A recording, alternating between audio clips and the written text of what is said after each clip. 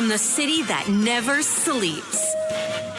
17 miles from Madison Square Garden, New York City. It's America at Night with Rich Valdez, America's favorite late-night talk program, featuring interesting guests from around the world and calls from across America. And now, here is your host, Rich Valdez.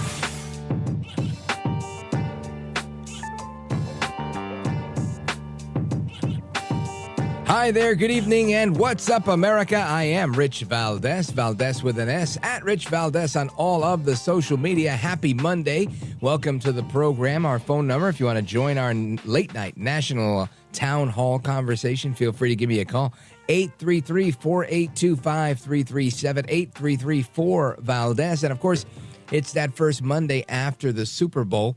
If you guys watched the big game, you saw what I saw. Again, I don't know if we all saw the same thing, but I saw a ton of camera action on Taylor Swift. I honestly can't explain why. I was just telling one of our producers in the control room that if the plan was to get people to watch the Super Bowl because they thought they were going to see Taylor Swift and Ice Spice, yes, that was the goal. I think I saw more of them than I saw of any of the actual football going on. Then one of the guys I was watching the game with, he pointed out that he'd seen a study that showed that the actual amount of time in 1 hour of football was something like 4 minutes, or in a full game was like 4 minutes or something like that per hour or something like that. It was really weird statistic, 9 minutes on how much people actually play while the clock is running. There's a lot of time that the clock is running and people aren't playing, and I was like, no way, it's that little. But and I'm probably screwing up that statistic. I'll look it up later to correct it. But it was interesting, and I noticed it after he said it, that clock runs and runs, and those guys aren't running. They're just there getting ready, talking, doing whatever, and then at some point they run their play, and blah, voila. Anyway, it was interesting to see the game, and I'm not a football fan. Not that I don't like football. When I say that, I'm not a fan. I'm just not a sports guy. So anyway, I hope everybody had a good big game weekend filled with wings and pizza and everything else that we eat during those events. Now, some news. And there's a bunch of news. Right? There's a few things that we're going to get into tonight. Fani Willis, she wouldn't take an emailed subpoena from the House Judiciary Committee. She's kind of rejecting that. And now a court, the judge actually, is saying that she might actually risk being disqualified from the case. So that's interesting. The Supreme Court is finally going to be hearing the immunity case. That's a big deal. What they do with it, I don't know. And I guess the Taylor Swift factor was effective, because I'm looking at a headline here that says the Super Bowl had the biggest audience in history. So there you go. Taylor Swift and her boyfriend, they nailed it with the ratings. Anyway, let us continue. Other big stuff, right? What you guys are tuned in for. The least popular vice president in American history. That's right. Vice President Kamala Harris. She is now saying that she is ready to serve. Obviously, as we hear about more and more concerns about Biden's age, mental fitness, mainly his memory, right? Because the special counsel put out that report saying, we would have charged this guy, but he forgot he did anything wrong. He actually forgot about his son dying. And that's very worrisome to me. I don't know about you, it worries me. I think if you can't remember something like that, can you remember anything else? When else will your memory fail? It's not like you have a job where you can just pull it off with some ice cream and have the right people around you. I mean, when you're president, you need a little bit more than a bunch of good advisors, right? I think you need to be able to do the job. And this is part of why I think Biden's in the position that he's in. So we've got that. We've got Fani Willis. We also have a couple other things I want to get into. Oh, my gosh, this shooting at the church. Joel Osteen. Now, listen, I know there's a lot of people, mainly people that are Christians, that are very critical of Joel Osteen. I'm not personally, I think Joel Osteen's great. I love a good motivational message. I have no problem with that. Some people do. They think his doctrine isn't sound, but whatever the case may be, he was targeted, right? I think he was, I guess it's safe to say the word is targeted, that by this parishioner of his who was originally described as a woman and turns out was actually a transgender woman, a biological male from El Salvador. Crazy, right? We're going to get into the details of that a little bit later on. But went in there, heard a little boy, 5 years old. Last I checked, the boy was in critical condition. I hope that's improving, and I hope we don't have bad news coming out of that situation. But isn't it crazy? This guy goes in there and starts shooting up in the church with a rifle that says Free Palestine on it. I mean, it's just unthinkable to think that people do these things, number one, and that when they do them, they always have these rifles that have inscriptions on them. It's like they all go to the same school to become a mass shooter. You know, oh, make sure you put some sort of inscription on your gun. Make sure you leave some sort of manifesto. Make sure you have lots of red flags, tons all over your social media. And make sure when they interview your neighbors, you can say something like, you know what, very nice guy. Never saw it coming. Never thought they'd do that. But when they interview your teachers, of course, they'll say something like, oh, yeah, this person was tons of problems. Should have been institutionalized, but, somebody dropped the ball. Right? So it was the same thing we hear. Now, lately, the latest symptom, in addition to being an incel and a loner and this and that, the latest symptom that we see with school shooters, they're transgender. I mean, it's just crazy. Now, I'm not saying all transgenders are school shooters, but I am saying the last couple of school shooters were transgendered. That is what I'm saying. And I find that interesting. And we'll probably get into the bottom of that when we have a discussion with folks that know a lot more than me on that issue. Anyway, so that's all the stuff that's going on there. I think today's actually President Lincoln's birthday, by the way. All right. Let me see. Where do we go from here? Well, I think we're gonna go to a discussion on election anxiety, because with Biden in such bad shape, people are really, really concerned, and I think rightfully so. So I want to talk about that. I also want to talk about a different shooter, the Oxford shooter, and how his mom was prosecuted, and many believe that was the right thing to do. So we're going to break that down to you a little bit as well. Also want to talk about the Joel Osteen shooting a little bit later. And, of course, this is going to be an opportunity for the left to come out and say, oh, my gosh, look at what you're doing. This is terrible what you're doing. So we need to take everybody's gun, no more AR-15s, the usual suspects doing what they usually do. And then I want to talk about this interesting story out of Canada, about a charity in Canada, and it gets derailed by, yep, you guessed it, politics and the media. Don't go anywhere. I'm Rich Valdez. This is America at Night with Rich Valdez.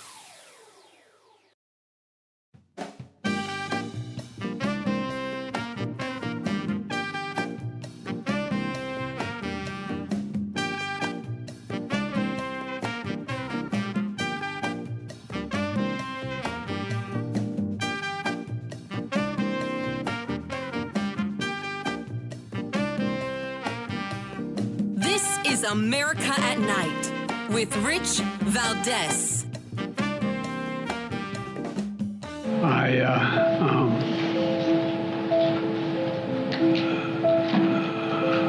Anyway, and I don't want to, well, maybe choose my words. I was just thanking, anyway, I just, look, I mean,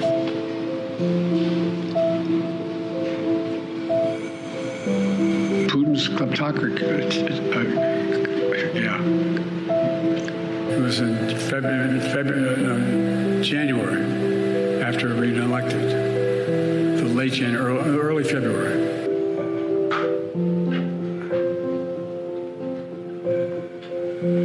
He said, it's not we lead.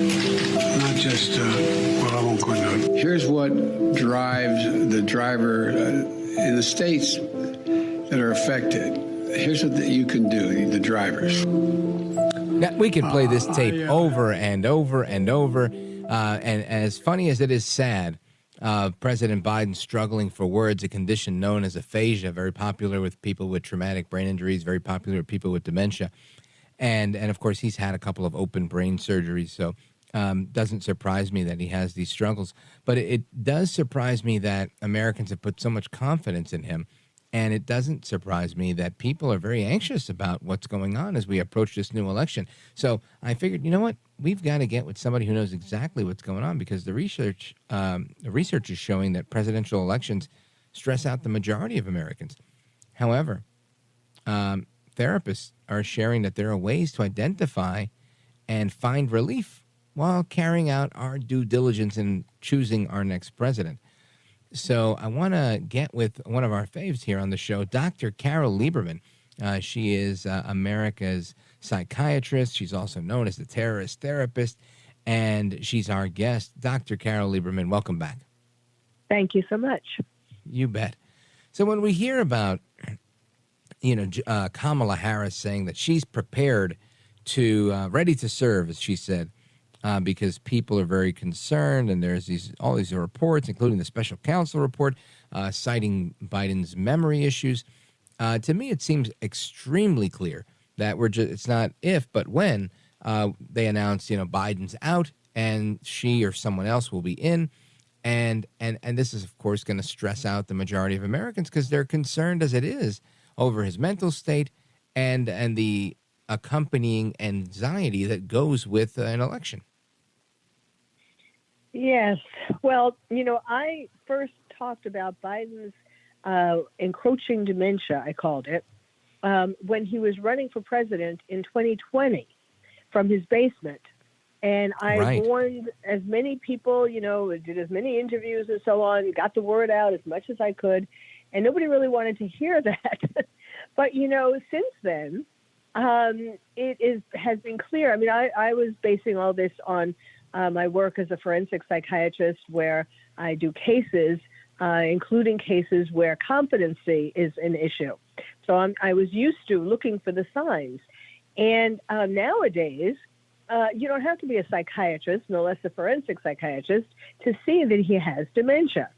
And I also, more recently, was talking about how he's not going to make it to the 2024 election. I thought either he was going to have, I still think, either he's going to have some physical, catastrophic event, or just the fact that every day now, because we're seeing him more now as his campaign stops, it is becoming clearer and clearer that he has dementia.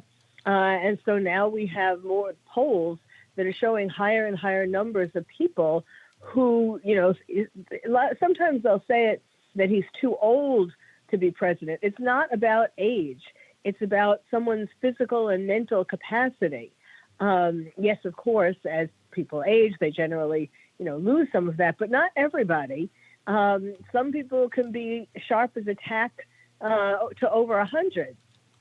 So it's not age, but it is, as you were saying, he had some years ago, he had 2 aneurysms, brain aneurysms, and a brain bleed. And so clearly, that did some damage. And also, he's on medication for an arrhythmia, for atrial fibrillation. So that can cause transient ischemic attacks when blood or oxygen isn't getting to the brain. So, it could be Alzheimer's because that's the most common, but I think it's more likely that it's a kind of vascular dementia.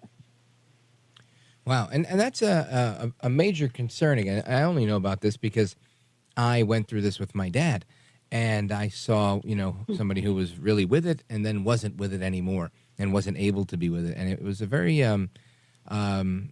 progressively degenerative situation for him. It wasn't like overnight it happened. It was, today was this, tomorrow was that, forgetting this, forgetting that, not remembering which front door was yours when we would take a walk around the block, things like that.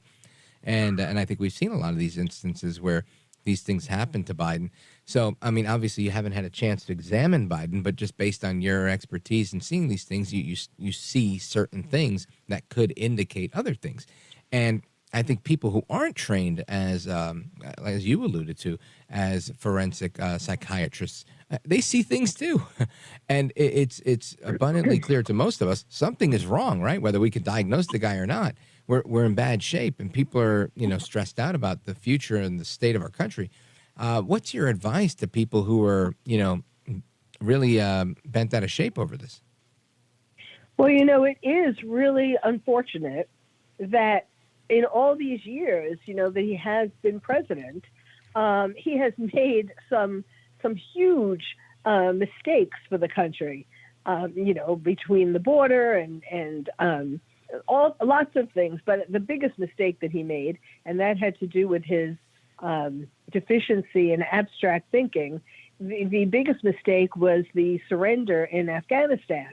And that's when the world saw just what bad shape Biden was in. And that's when things started happening, when Russia invaded Ukraine, when China started acting up. All our enemies since then, terrorists, of course, since then, all our enemies, have been gleeful to see who's running America. Really, nobody. Well, Obama is running America, but to see that the president, the named president, is not able to think straight. So it's understandable, of course, that as more people have come to realize this, that we would be more concerned. I mean, what's particularly of concern is the situation in the Middle East. He forgot the name of Hamas the other day. I mean, how do you solve a problem like Hamas if you don't even know it exists or who they are? Right. So, some people think that the problem is just, for Israel, but terrorists, they've always planned on global jihad. They are enacting that now. Europe is pretty much taken over. And so they are also coming into America through the southern border and the northern border, too, for that matter, and having sleeper cells and planning attacks. And we have this president who doesn't know where he is half the time. Yeah, it's quite remarkable. Folks, we are on with Dr. Carole Lieberman. She's a forensic psychiatrist. You know her as America's psychiatrist, the terrorist therapist. She's been at this for a long time and knows exactly what she's talking about. And I want to continue our discussion on election anxiety as we move forward, because I know people are very, very concerned about that. Listen to this. As the American Psychological Association survey reports, 68% of U.S. adults said the 2020 presidential election was a significant source of stress in their lives, which is an increase of 52% back in 2016. So I want to get into that and see how we can better handle the stress associated with the election as a whole, not to mention Biden's, declining, failing mental health. And I also want to get into this Crumbly case, which I find interesting. There was a sentence given to the mom, which I just think was a very, very interesting turn of events. So I want to get Dr. Carole's thoughts on that as well. Folks, stick with us. 833-4-VALDEZ is the phone number. 833-4-VALDEZ. Don't go anywhere. Coming right back.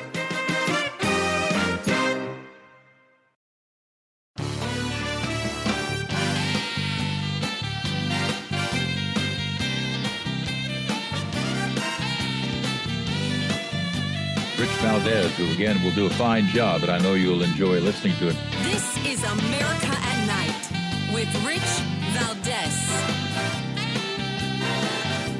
This is a man who is sharp, who is on top of his game, who knows what's going on in the Middle East and around the world. And as he said in his press conference, we should be focused on two things. The outcome of this report, he was cleared completely, while Donald Trump faces 40 federal felony charges for obstruction of justice and refusing to protect our national secrets. And President Biden is accomplishing remarkable things for our country. There you go. That's Senator Chris Coons saying that Biden's done remarkable things for the country. I think they're definitely worthy of remarks. I don't know if they're positive or praiseworthy remarks, but very, very funny to see, Biden loyalists making rounds on the weekends and just making stuff up. I mean, I think anybody in their right mind would not make this case. I think Biden was not cleared as much as they just said they weren't going to charge the guy because he had a very poor memory, and they thought that, he was trying to be forthright, but he couldn't remember. That's very different from being cleared. I think Trump's getting a raw deal, but all that stuff aside, we're going to continue our conversation on Biden's mental fitness, as well as the angst that comes with many voters having to go to vote and the anxiety related to that as well. Dr. Carole Lieberman is our guest. Dr. Carole, America's psychiatrist, when you hear things like this and you see these stats coming in that say that 68% of Americans are anxious headed to the polls, what do we do? Well, the number one thing to do, the antidote to anxiety, is action.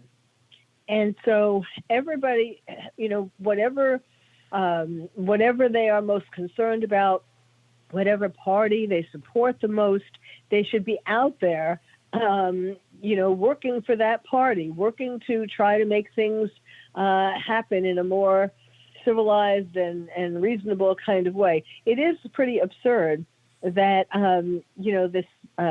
this report that came out wasn't here. Biden, for all these years, avoided having cognitive tests, and now the irony of it being a special counsel who did a long interview and, of course, revealed his incompetence, and he was just not competent to stand trial. Right. Therefore, what does that tell us? It kind of leads to the 25th Amendment. I mean, if he's not competent, which is what I've been saying all along, if he's not competent to stand trial, then he has to be gotten rid of him. And of course, that's the even scarier thing. I mean, I know Kamala Harris has been out today or yesterday talking about how ready she is. Right. That's even scarier than Biden's dementia, because she has an even lower approval rate, and she's just so absurd. She's giggling all the time because she still can't believe that she became vice president. Yeah, and this is the part I think that's very interesting as well. I think Kamala Harris is incredibly beatable. That's just my opinion, and I think she'd be a great candidate to put up, and I think that's why they haven't put her up and why she's, every time she's put herself forward for anything big like that, she hasn't succeeded. She was appointed as a senator. She ran for president and failed very, very quickly. So my thought here is, we're going to go from bad to worse. But what do people do? I mean, obviously the stress is going to continue as long as there's news and comments from people like Kamala Harris. But do we just I don't know. Do we practice mindfulness? What do American voters do in a situation like this? Well, as I was saying, it's action. I mean, mindfulness is fine. Listening to, classical meditation music and all that is fine. Mm-hmm. But nothing is as good as finding, if it's, in addition to a party that you want to support, it's also an issue that you want to support or right. want to protest against. So everybody has, regardless of, what party a person believes in, certainly there are issues that people feel strongly about. So this is the time to be out there and joining a group that is working on an issue that you feel really strongly about. And that will, because if you see that you're doing something all the time, putting in a lot of work towards something that you believe in, that will be very calming. Even if in the end your party doesn't win or this issue doesn't go the way you want, the fact that you have been, working towards something, doing the most that you can, that will have a lot of psychological calming effects. Yeah, I agree with that. It's an interesting time to see what's going on. Dr. Carole, stick with us. I want to come back. I want to talk about that sentencing of the Oxford shooter. And And I have a couple other questions I want to get from you as well. Folks, our phone number, 833-482-5337, 833-4-VALDEZ. This is America at Night with Rich Valdez.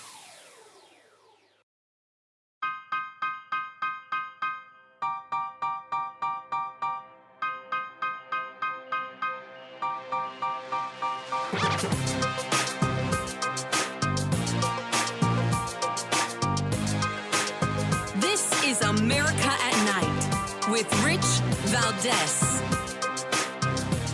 This report is not offered as an excuse or justification. This report is not offered to minimize the gravity, but we argue that this report, combined with the other things that we have mentioned, should persuade this court to a sentence of a term of years.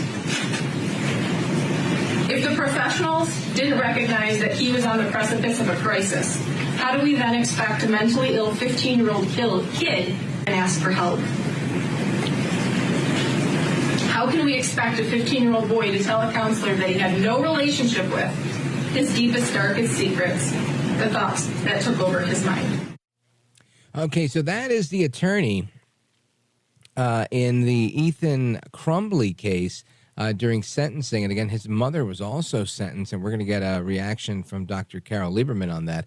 But I don't want to confuse anybody with the shooter in the Lakewood incident that happened yesterday. We're going to talk about that in the next hour. That, of course, was a woman who used male aliases who shot some people at Joel Osteen's church in Texas.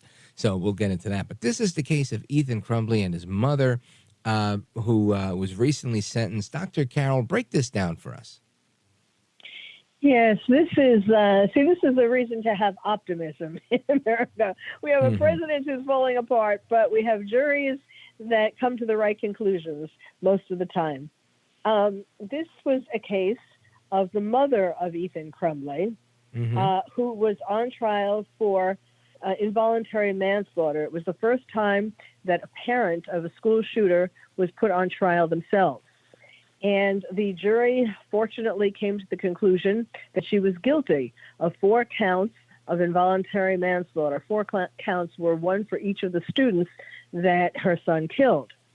And, this was really a very, very important case because it's going to have ramifications for other school shootings. First of all, the main thing is parents are going to realize that they could be, in fact, held responsible if their child, their son, their daughter commits a crime. And particularly, if their child asks for therapy, they shouldn't give them a gun instead. Right. And I think that's an important thing that one would think everybody knows, but not so much, right?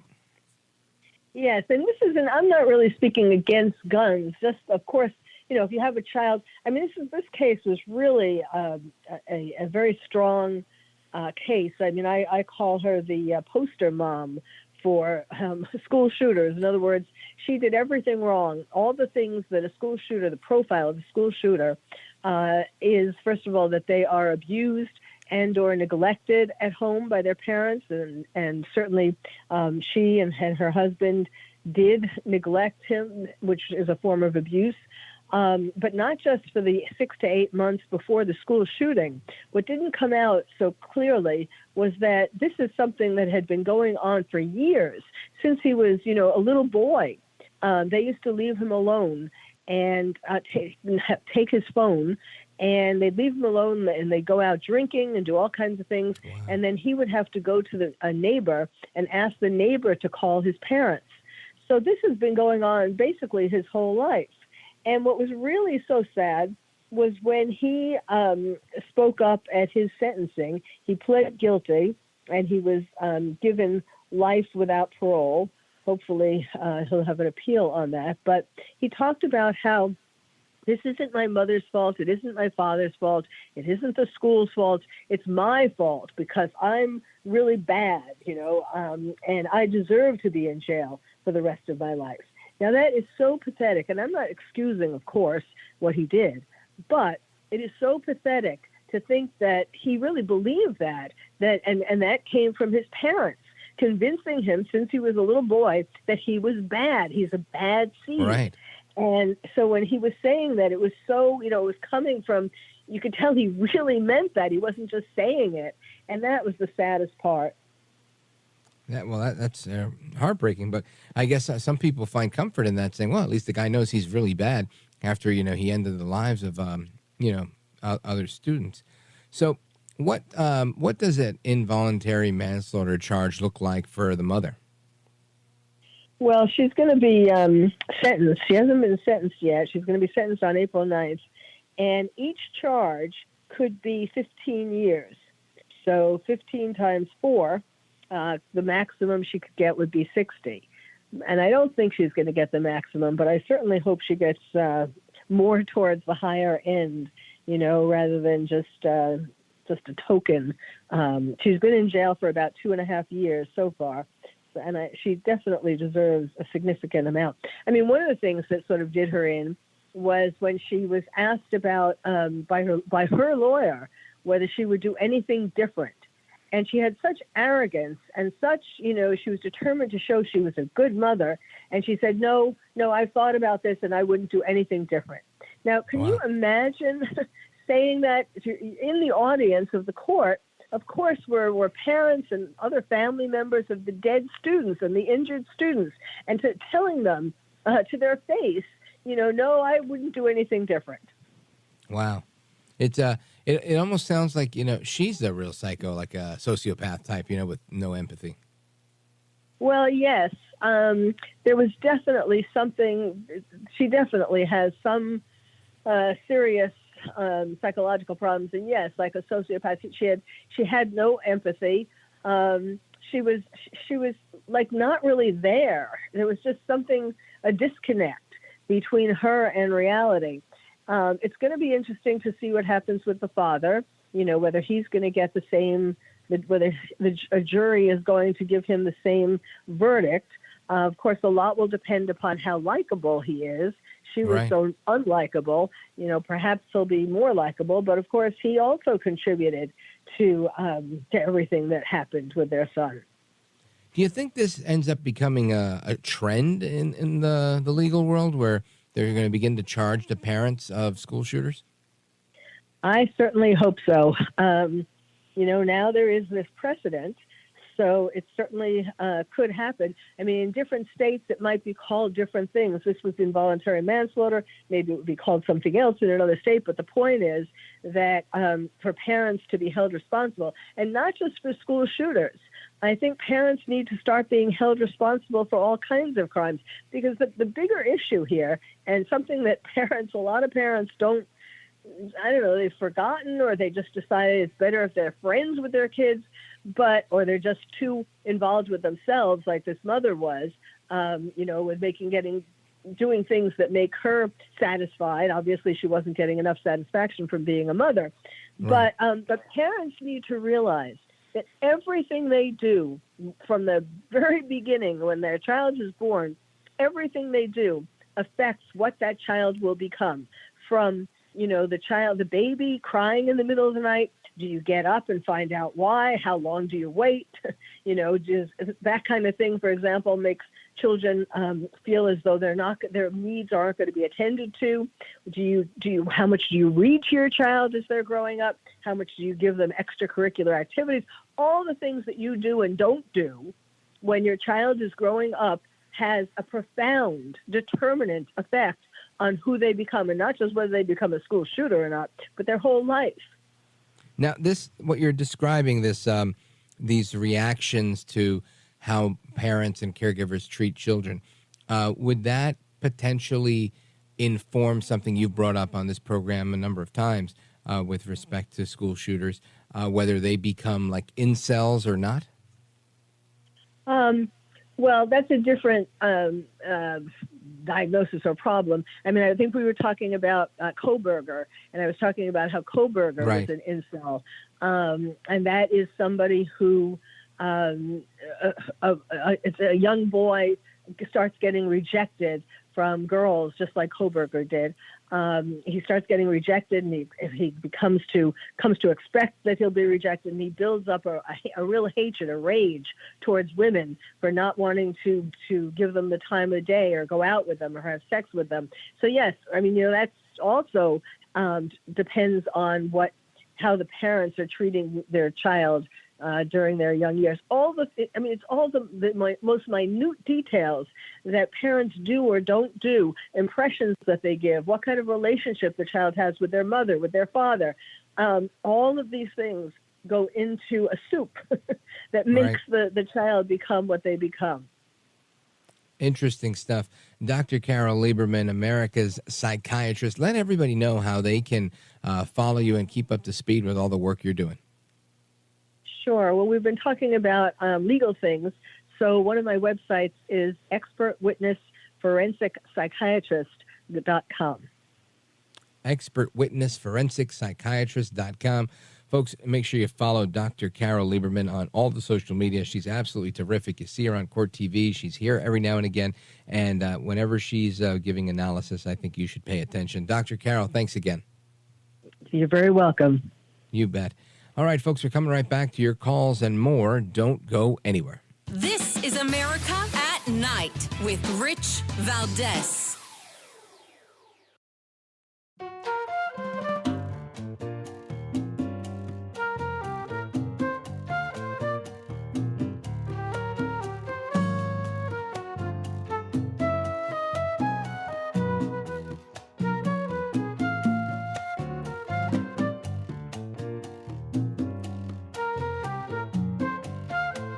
America at Night with Rich Valdez.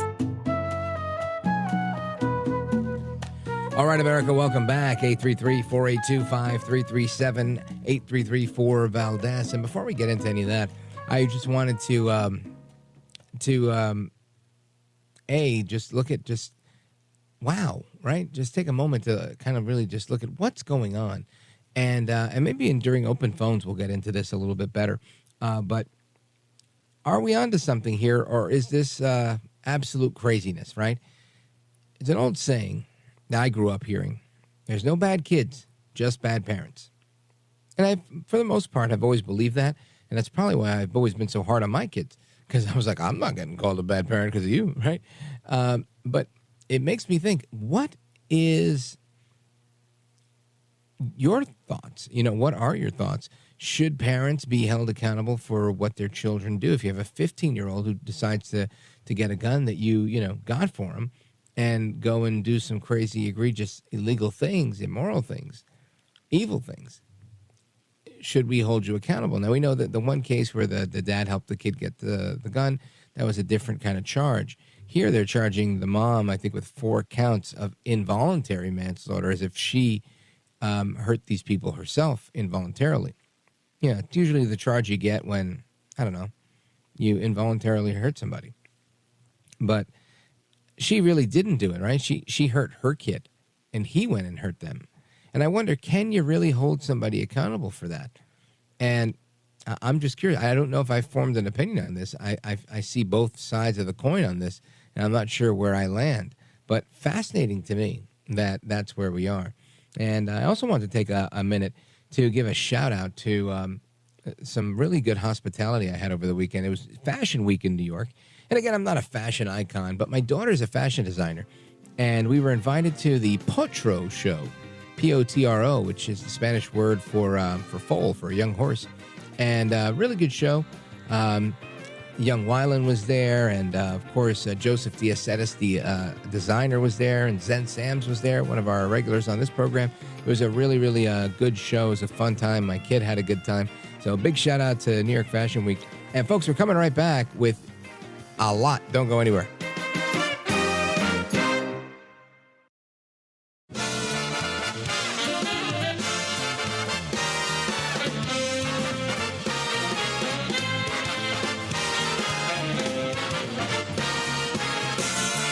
Live from the city that never sleeps. 17 miles from Madison Square Garden, New York City. It's America at Night with Rich Valdez. America's favorite late-night talk program, featuring interesting guests from around the world and calls from across America. And now, here is your host, Rich Valdez.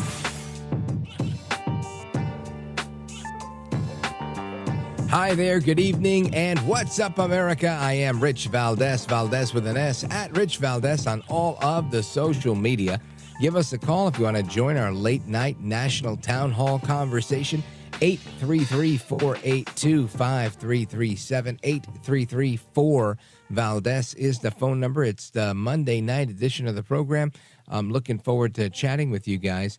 And like I was saying before, should we, as Americans, as citizens, as we the people, should we be holding parents accountable for their children's decisions to become a mass shooter?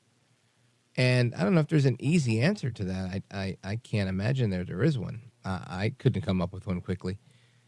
But that's the question I'm posing to you all in the audience. Again, 833-482-5337 if you want to chime in on that. And I want to talk a little bit about this shooting that happened at Joel Osteen's church. I like Joel Osteen. I think he's a great speaker. And I want to talk about it because I think there's a lot to discuss. I also want to get into a little bit of Secretary Lloyd Austin. He's back with his illness, and he's transferred his functions and duties to Deputy Defense Secretary. We'll talk about that as well. And some of the legal stuff that's going on with the Trump cases as well. But right now, I want to jump into this because I think it's interesting. Now, as we saw earlier today, right, there was a press conference with the chief of police and Joel Osteen and the mayor and whatnot. And it was with respect to this woman who used male aliases and the question of whether is this person a transgender person or not. The police have failed to really clarify, in my opinion. But they say she's a woman, but they don't explain why she goes by the name Jeffrey. And I don't know if that's just, an alias or, I mean, if I had an alias, you could say, this guy goes by, I don't know, Dick Valdez, right? There's an alias for you. Richie, Richard, all sorts of names you can come up with. But Raquel is not one of them, right? And it just makes you think, why would somebody have a male alias if they didn't pose as a man? Or if they aren't a man, right? Who really is this person and what is going on here is the question that I have. But anyway, this individual went into the church apparently with a rifle that had a Palestine sticker and anti-Semitic writings on it, according to some police reports, and shot. And as I understand it, a 5-year-old boy was hurt. And then off-duty police officers fatally shot the suspect. So that's how that went down. But the Houston police, they confirmed to the Daily Signal in a phone call that the investigation has not ruled out a transgender identity. The public information officer referred to the suspect as they, noting the discovery of court documents where they identified themselves as Jeffrey. The officer stated that the department is treating the subject of the suspect's gender with sensitivity and noted that the investigation is ongoing.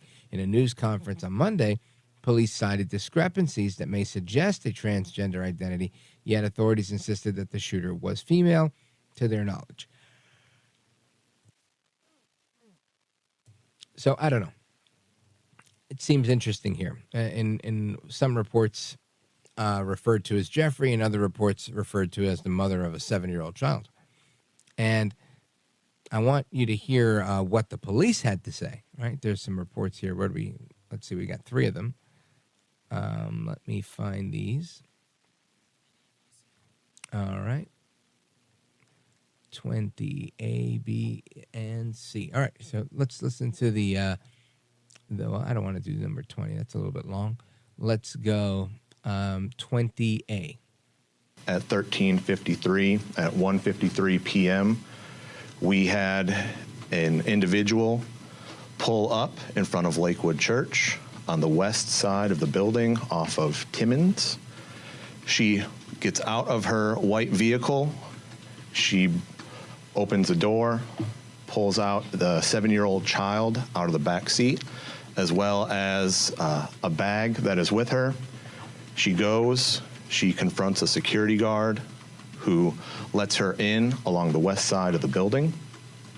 At 1:55 p.m., she immediately starts firing inside of the hallway on the west side of Lakewood Church. She's in the hall, not in the sanctuary.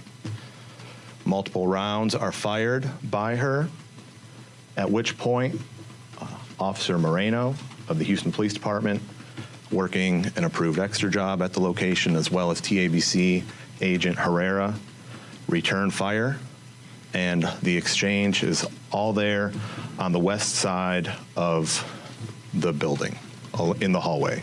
Multiple shots are exchanged by all three. She eventually falls to the ground.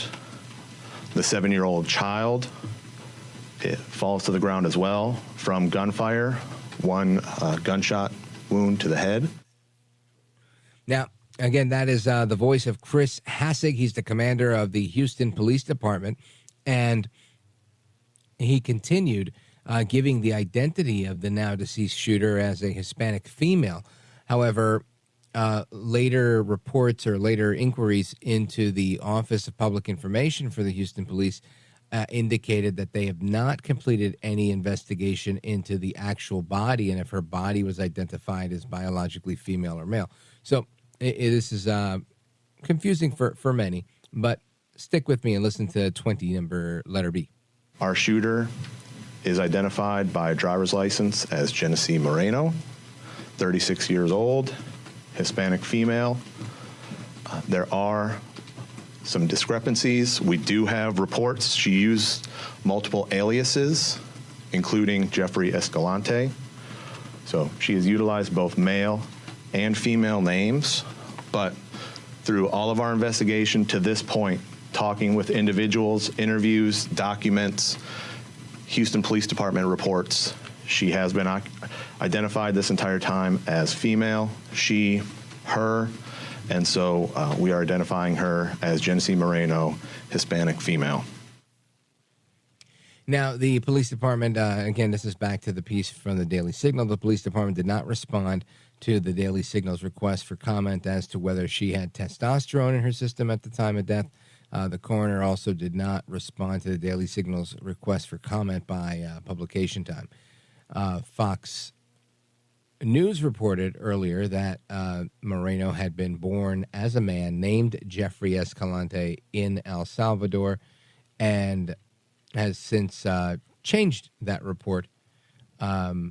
So it's confusing to say the least. So some will say that the initial reporting was wrong and it was corrected. Others will say the initial reporting was right and it was corrected to be politically correct. I don't have an answer for you yet, but I know that's the case there. And I know some people are saying, who cares what this person identified as? They went in there trying to hurt people. Yeah, and I think you're right. Now, going back to the facts of the story for Genesee Moreno or Jeffrey Escalante from El Salvador, entered the Lakewood Church with an AR-15 accompanied by a 7-year-old boy who they believe may be the child. The police confirmed the boy was shot and is in critical condition at the Texas Children's Hospital, later identified the boy as the son of the shooter. An unrelated 57-year-old man was shot and injured in the incident. So think about how crazy this is. This is the son of this person, or believed to be the son of this person, and they shot their own kid. Who does that? I mean, really, who does that? And I get it. Somebody's going to yell at me, Rich, how thick are you? Listen, the person was crazy and they started shooting people. I get that. I guess I've never been that crazy and never seen that kind of crazy before where you hurt your own kid. And I know it happens. People do it all the time, sadly. But just crazy nonetheless. Anyway, 2 off-duty police officers promptly killed the shooter before more injuries could occur. One of them was a cop. The other one was a Texas Alcohol Beverage Commission officer. And according to the Daily Signal, if Moreno was biologically female, that would differentiate her from the vast majority of mass shooters. According to the Justice Department research published in February of 2022, 97.7% of mass shooters in the U.S. have been male. So toxic masculinity might be losing some of its allure if this person is in fact a biological female.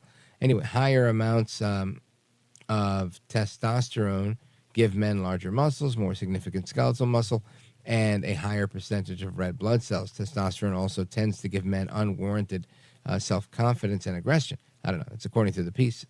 And that's not something I know to be a fact. It remains unclear whether Moreno was female and identified as male and whether she took cross-sex hormones such as testosterone, but the drug might explain why a biological female would perpetrate a mass shooting. So that's that. And we'll continue on this topic, plus your calls and more, straight ahead. Don't go anywhere. This is America at Night with Rich Valdez. Call now, 833-4-VALDEZ. That's 833-482-5337. 833-4-VALDEZ. That's Valdez with an S.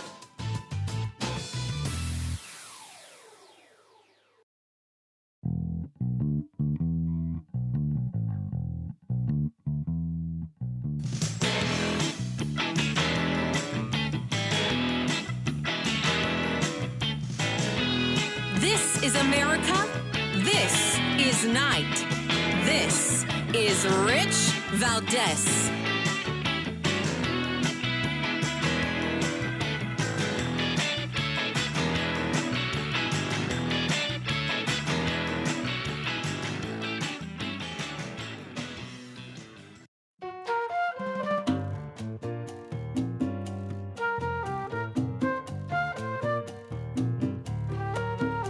All right, America, welcome back. So we continue our discussion on what's going on with this school shooting at Lakewood Church, Joel Osteen's church in Texas. And we continue with some of the audio here that we have from the press conference earlier today. Commander Chris Hassig of the Houston Police Department says that the information about the firearms was obtained by the police department. Here's what they've got. There were 2 weapons of hers recovered on the scene, an Anderson Manufacturing AR-15, which was what she utilized to fire at the officers. There was a sticker on the buttstock of the rifle that stated Palestine. A sticker simply stated Palestine on the buttstock. Also within the possession of near her, what she brought in, according to the video, and she had in a bag, was a .22 caliber rifle by Blue Line Solutions. She had that. She brought that in. She did not fire that weapon. So that's the extent of what we have from the press conference today. I would suspect that more information will come out tomorrow with respect to the shooter's identity and, you know, how they identify and all that stuff. I also want to note that Joel Osteen is a very popular Christian preacher. He's constantly under criticism for just being more of a motivational speaker than being a Bible teacher. I don't offer that criticism. I actually happen to like the guy, but he gave some comments. I was trying to read the transcript, but it wasn't clear. But we do have the audio of his comments. Listen to this. It could have been a lot worse. Of course, we're devastated. I mean, we've been here 65 years and have somebody shooting in your church. But, we don't understand why all these things happen, but we know God's in control. So there's Osteen offering a word of, solace, if you will, saying, we don't know why these things happen, but we know that God is in control. And we can't help but echo that and kind of agree with it. I don't know why they happen either. And I'm curious to know the rest of the story. where, why, how, there's a lot that's unanswered here. But as with most shootings, that's the case, right? Ultimately, excuse me, it's quite a Monday today. Most of these shootings tend to be this way, right? They tend to not give a lot of the story. And I think Dr. Carole Lieberman mentioned it earlier with respect to a different school shooter. But again, they're very similar in their nature oftentimes, is that they feel somehow rejected somehow. And this is a way to get back, a way to get retribution. And it's unfortunate, totally unfortunate. But I think it's got nothing to do with guns. It's got everything to do with I don't want to say mental health, because that almost makes it sound kind of like innocuous, like you could have gone to therapy and it'd be better, and maybe it could be. But these things to me sound very deep rooted, things that have, I don't know, at least a lifetime in the making. So for this person, that was 30-something years old, 3 decades plus in the making. And I think that's what we oftentimes see. And ultimately, and this was, I don't know, we had a conversation, 1-2 weeks ago, where we were talking with a psychological professional. And if everything goes back to your childhood, right, if it's always some sort of childhood trauma from your parents or the way they soothed you or didn't soothe you, if everything really boils down to that, then I don't know, when people are giving birth to babies, you should sit them down and put them in front of a TV and play a video. Say, look, we can't give you an instruction manual on how to raise your kid, but we can tell you if you don't do X, Y, and Z, or if you do X, Y, and Z, you're going to screw up your kid. Doing this will hurt them, or not doing this will hurt them, and you could potentially be creating a school shooter or someone that's going to overeat for the majority of their life, or whatever the case is going to be. Somebody's going to be sad, somebody's going to be suicidal, somebody's going to be a cutter. And ultimately, I think these are all things that we want to avoid. We don't want to create a society that's disparate from their family, but more that's one kind of connected with their family. I don't know. Maybe that's just me. Call me crazy. Anyway, we will continue our discussions this evening. I want to get into this story. This is an interesting one to me about I can't even talk today. Forgive me. A Canadian charity focused on kids. And when the media gets involved and when politicians get involved, all of a sudden everything gets screwed up. And the next thing you know, they're shutting this thing down for fraud. And who loses? The kids. So we're going to get to that in a moment. I want to talk about that because I think it's an interesting story by Tawfiq Rangwala. And he's scheduled to be with us a little bit later. Hopefully it works out with Canadian time. And, of course, your calls. Your calls are coming up. 833-482-5337. 833-4-VALDEZ. Looking forward to your thoughts and opinions on this stuff, as well as your comments on the social media. So keep it locked right here. It's Rich Valdez, America at Night. You can always check us out on the website as well. Rich Valdez, America at Night. And don't move a muscle. We're coming right back.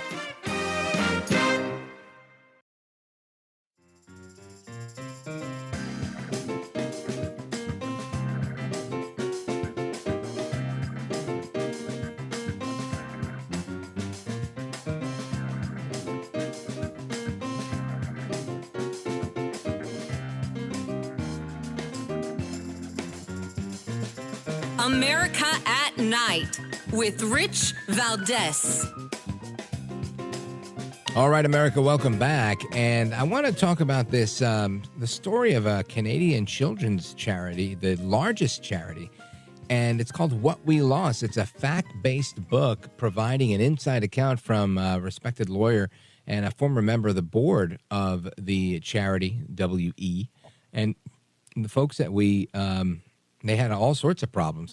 Tawfiq Rangwala stepped down from the board to write this book and take readers behind the scenes of what was going on, the rise and fall of this major children's charity. It's really unlike many stories we've heard, but similar to others where, once something once good and well-intentioned gets ruined by media, politics, and corruption. So he's going to cut through all of the headline-grabbing controversies and offer us his perspective on what really happened, why it happened, and who ultimately is responsible for what happened, as well as who paid the price. And I want to welcome to the program Tawfiq Rangwala. Welcome, sir. Thank you very much for having me. You bet. So let's talk about your book, What We Lost, Inside the Attack on Canada's Largest Children's Charity. And give us a snapshot into, why you wrote this. Sure. So this is, not a book that I was actually planning to write or wanted to write. It's something I felt compelled to write. And it's a little bit of an inside account, because into what is known in Canada, but often not known to American audiences as the We Charity scandal. And that's the name that's been given to it. And essentially what it was a political scandal that happened at the onset of the COVID pandemic, where a charity that I was on the board of, which is a large international aid charity, but also one that focuses on youth empowerment, came to the service of the Canadian government. And it's a big international charity, but it's based and founded in Canada, has a long history there, and is a bit of a household name. And it came to the aid of the Canadian government to help run a program for young people to try and find volunteering opportunities and a grant program administered by the Canadian government during the first summer of COVID, when there weren't many paying jobs available to young people. Right. And the charity, which, sort of was very good at administering this type of program because it's what it did, quickly came under fire by opposition politicians on both sides of the spectrum who were trying to attack the government of Justin Trudeau. And right away, when the program was awarded to We Charity, there were allegations of cronyism suggesting that Justin Trudeau himself, the Prime Minister, and his family were too close to the charity, or had ties and had worked for the charity and had been involved in its, programming and mental health and bullying and other issues. And therefore, there was something fishy, opposition politicians said, about the decision to award administration of this $500 million grant program to the charity. And that's the genesis of the We Charity scandal. And what happened after that was essentially just an unbelievable parade of political sound bites and posturing, a toxic environment fueled a lot by a media that really didn't want to talk about the facts, but just wanted to pose lots of questions and not really reveal the answers. And ultimately, it created a huge toxic environment in Canada for this charity, where the charity was forced to close down because it could no longer survive.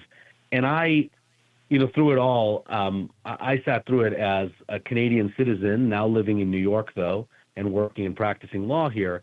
I just watched it all with a bit of horror, in part because so much of the attacks, there were so many untruths told by politicians, but also so much of the attack focused on, the charity or the two brothers, the Kielburger brothers who founded it, but almost none of the 125,000 newspaper articles that covered this scandal. That's how prolific it was in Canada in 2020 and 21. None of them seemed to talk about the beneficiaries of the charity. Millions of children and women in Africa and India and Ecuador, millions of school teachers who are benefiting from programming in schools across Canada and the United States and the UK that were provided by this charity, and just how all of that was lost. No one was telling that side of the story or giving people a chance to reflect on it. And that's really what motivated me to write this book and call it What We Lost, because I thought that perspective was really missing. And without it, people really were not able to understand or evaluate what really happened and whether it was worth it and whether it was just. And, I was very honored, even though this wasn't something that was, known everywhere in the U.S.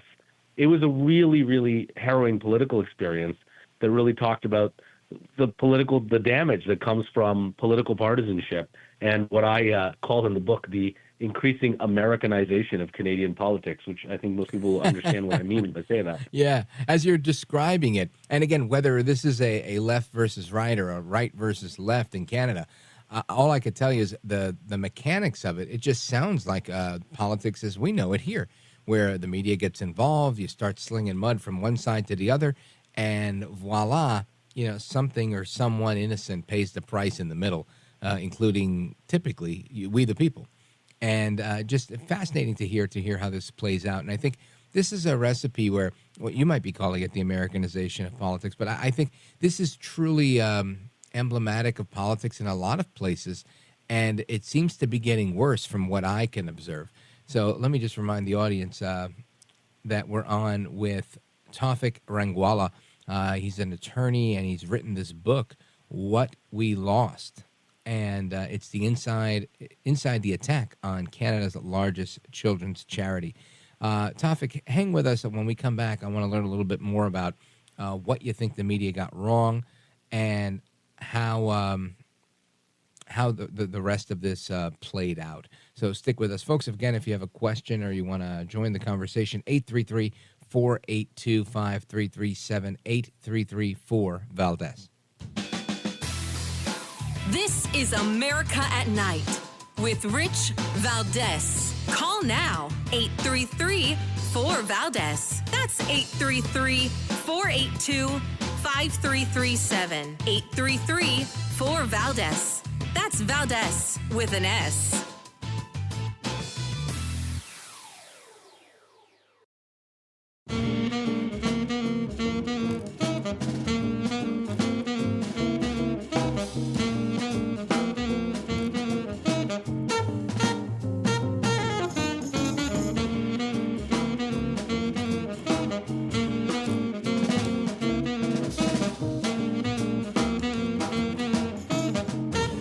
America at Night with Rich Valdez. All right, America, welcome back. We continue our discussion on Tawfiq Rangwala's book, What We Lost, Inside the Attack on Canada's Largest Children's Charity. And Tawfiq, what are some of the, I guess, the major losses that you endured or that, Canadians endured from losing this charity? Were you serving Canadians, or was it a global thing where you're taking money from Canadians and sending it overseas? No, so We Charity was a very big global charity that operated in a number of countries, including both the U.S. and Canada. It actually had a huge footprint in the United States as well, and raised money all over the world. And it had two real prongs. The first was it was a youth empowerment charity. And so what We Charity did is it provided teachers and schools with curricula to focus young people on what we call service learning. So basically the idea of becoming active change makers, and at a very young age, finding ways to volunteer and support your community and, think globally but act locally. And it had millions of children who were participants in this program where they would, through We Charity support, volunteer for thousands of other organizations. So it had a real downstream effect. And there was lots of huge ambassadors and corporations and celebrities, all of whom really were very drawn to this organization because of its focus on empowering young people. And then the second prong of the organization was it was an international development organization that was focused on sustainable development in villages and communities across the world, in particular in Africa and Kenya in particular. And, it had that dual mission. It had a lot of support across the U.S. and Canada. It was quite large. And that's what it did. And the loss is really that for 25 years, it was really celebrating its 25th anniversary.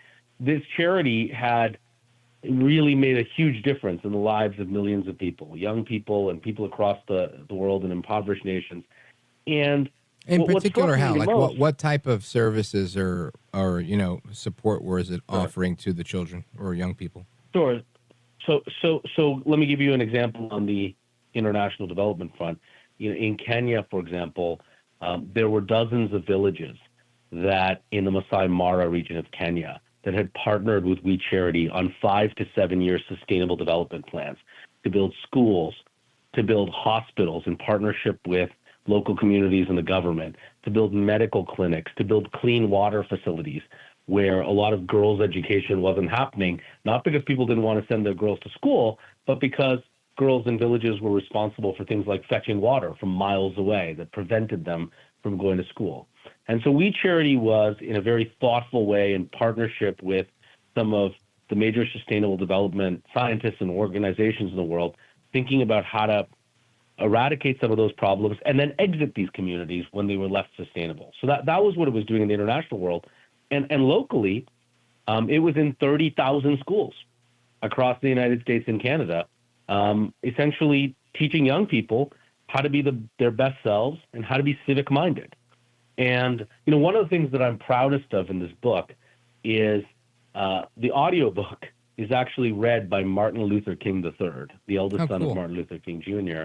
And one of the reasons I'm very proud of that is he was someone who knew about this charity, had been involved with it in some respects, and I asked him to do the audiobook because he looked on the situation as a profound injustice and something that he felt really connected with his own mission to promote his father's legacy in the world today, and not because of a racial injustice, but because there was just a sense of profound unfairness to it. And there was a sense that politicians had just, for their own benefit, destroyed something that was really making a difference in the lives of a lot of people. And that the media, rather than being critical and applying some degree of investigative journalism, just sort of added fuel to the fire and piled on to make a story in a way that was just really did a huge disservice to people everywhere. The Canadian people in particular, because that's where this charity was home and that's where this scandal broke, but really around the world. Tawfiq, as you're describing that, it's lamentable, but we've seen it so many times where the media will report what they feel is the right thing to report for them, right? For more clicks, for more traffic, for more sensationalism, but not always the truth, not always being a true journalist, not really going after the facts, and it's a shame. Folks, I want you to pick up a copy of this book if you think it's something that you want to learn about and give it away if you want to get 2 copies. Tawfiq, let everybody know where they can get a copy of the book. Absolutely. Well, you can get it at booksellers everywhere. You can get it on Amazon or Barnes & Noble or any online retailer, as well as people should feel free to visit the website for the book, which is www.whatwelost.com, where you can see interviews and get links to where you can buy the book and also learn more about the background of the story and read some excerpts. I can also tell you, although I encourage people to buy the book and read, the audiobook is actually now available in segmented podcast form on Spotify too, and Apple Books. And so it's my goal has been not so much to sell books, but to make sure that the message is heard. Yeah, and so we were very gratified that this book went to #1 on the bestsellers list in Canada. Congratulations! For a period of time when it came out. Thank you, but at the end of the day, at this point, we really just want to make sure, me and the publisher, that the message is out there so that these types of things don't happen again, and that more and more people have an opportunity to reflect on what happened here and think about its application in other spaces. Fantastic. Tawfiq Rangwala, thank you for sharing with us. He's the author of What We Lost, Inside the Attack on Canada's Largest Children's Charity. Make sure you get a copy or 2 if you're so inclined. Tawfiq, thanks for being here. Folks, we're coming right back. Your phone calls and more, 833-482-5337, 833-4-VALDEZ. This is America at Night with Rich Valdez. Call now, 833-4-VALDEZ. That's 833-482-5337. 833-4-VALDEZ. That's Valdez with an S.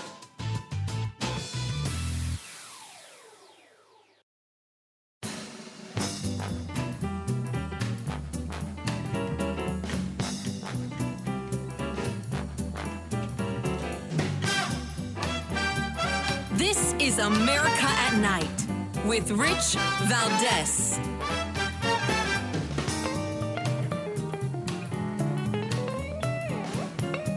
All right, America, welcome back. And plenty on the table tonight for discussion. I can't wait for Open Phone America. We get into the conversation of what's on your mind and your thoughts on everything we're discussing tonight. And I know there's a lot to discuss, and while I'm in slow motion tonight, the news certainly is not in slow motion. The Supreme Court has made their decision that they are going to hear that case. At least that's how I've read this headline, that they're going to hear the Trump case on immunity. And that's interesting. Also, Fani Willis might be disqualified pending the evidence for being overly involved, having her boyfriend do her political dirty work. So we'll see how that plays out as well. But there's something to be said about the scandal we just learned about, right? The We Charities scandal. And this controversy, had its time to shine, 3-4 years ago, back during the pandemic and whatnot. And central to it was Justin Trudeau, the prime minister. And again, him and his family, like Tawfiq mentioned, had some ties to it. And whether that was meritorious or not was beside the point. What was really being questioned was whether it was appropriate or not. And I feel this is similar to what we see with the Bidens, right? You've got the Bidens that are involved in things. You have Hunter Biden, who's got all these business deals. And I think you always have to watch out for what they call the appearance of impropriety, right? It's not just you being improper, but even the appearance of you being improper is something that comes into question. And I know my time in government, this was something that they focused on a lot. It was, again, you don't have to break the rules. If it even looks like you might break the rules, if it even looks improper, don't do it, because that in and of itself is improper. So I think when you have these public charities and they're very big and they're serving lots of people all over the place, a lot of people have their hand out. Everybody's trying to make a dollar. Everybody wants a contract to be a vendor because they know the money's coming in. And when you have $900 million in student grants and the Canadian government during, the Trudeau administration are now kind of involved, it becomes a thing, right? So the We Charity, they shut down their operations in Canada, as our guest mentioned, because they had been in the spotlight over Trudeau's administration deciding to have it manage $900 million in a student grant program. These are donations to nonprofits across the country, and this is where it became problematic. I don't think at least from my perspective, I don't think the ins and outs of, who they were helping and what and how and why, they matter. They do matter in the macro. But in the micro, I think it just becomes, if you have a polarizing figure that's involved, Biden, Trudeau, then I guess you've kind of got to use your sense. You have to have a judicious nature about this and say, you know what, it's probably not a good look. I'm probably going to make things worse, so let me not do that. But that's exactly what happened. So they thought there was a connection with the Liberals, and it turns out there weren't. Or maybe there were. I mean, again, I don't know. Honestly, I think that's how the media reported it, and that's all I know. But what I can say is that I want your opinion on this and everything else we've talked about. So give us a call, 833-482-5337. 833-4-VALDEZ. Open Phone America starts right now, and I've got plenty to discuss as well. Don't go anywhere. Rich Valdez.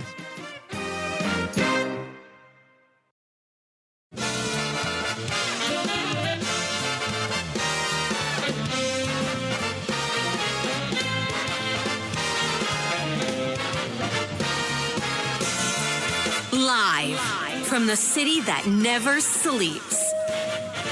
17 miles from Madison Square Garden, New York City. It's America at Night with Rich Valdez, America's favorite late-night talk program, featuring interesting guests from around the world and calls from across America.